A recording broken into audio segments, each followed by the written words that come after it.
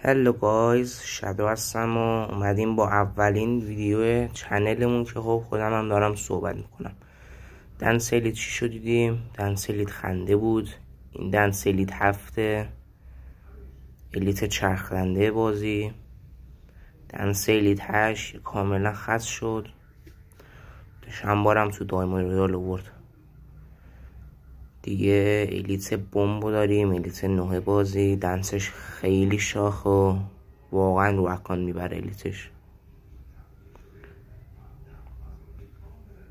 بریم الیت بعدی، الیت 10 بازی، الیت مصر. دنسش خوبه، دنسش هم مثل الیت بمب، دنسش شاخیه. کلا دنس الیت 9 تا 13 خب خیلی شاخ شده. اینم دنس الیت 11، دنس الیت دراگون.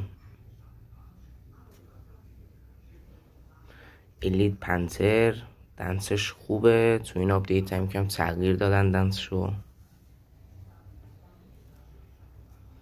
دنس این الیت هم شاخه.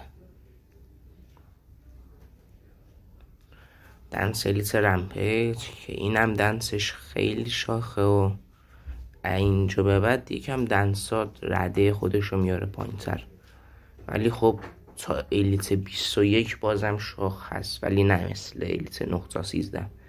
دنس الیت جنگل، الیت 14 بازی. دنس اینم دنس خوبیه، شاخ هست ولی نه نسبت به اون یکی ها. دنس الیت عقرب، دنس الیت 15 بازی.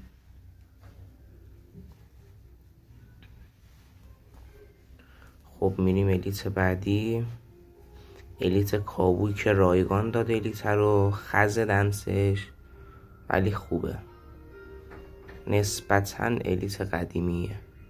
دنس الیت شیطان، الیت 17 بازی. دنسش خوبه، نسبتاً شاخ هست. اینم دنس الیت 19 که هم الیتش هم دنسش واقعا همه چیش خوبه، که الیت دوزانه.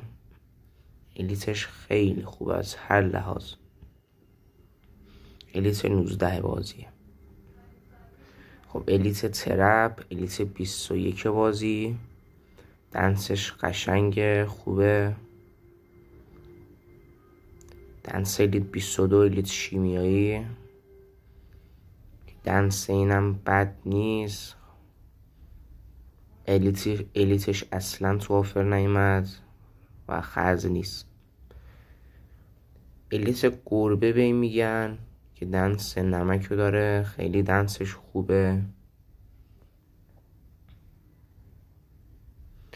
الیت روبا، الیت 25 بازی. دنس حسرت یا هرسو داره که اینم دنسش یکم شاخ شد، نه اونقدر ولی عادیه دنسش. دنس الیت رمپیج 2، دنس تناب کشی رو داره. دنسش خوبه، قدیمی هم نیست اونقدر.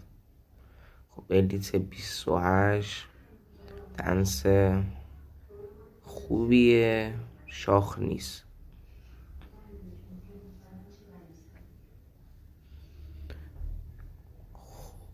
بریم دنس الیت بعدی هم ببینیم.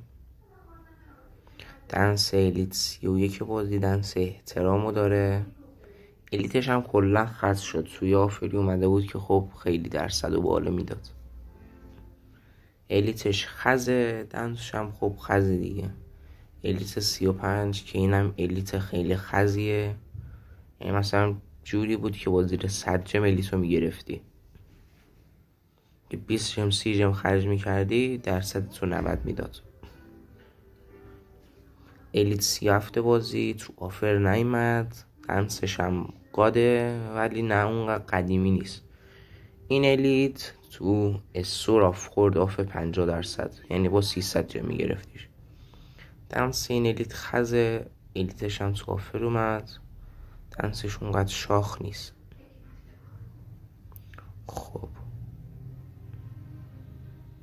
این الیت 41 بازی که دنس اینم خزه.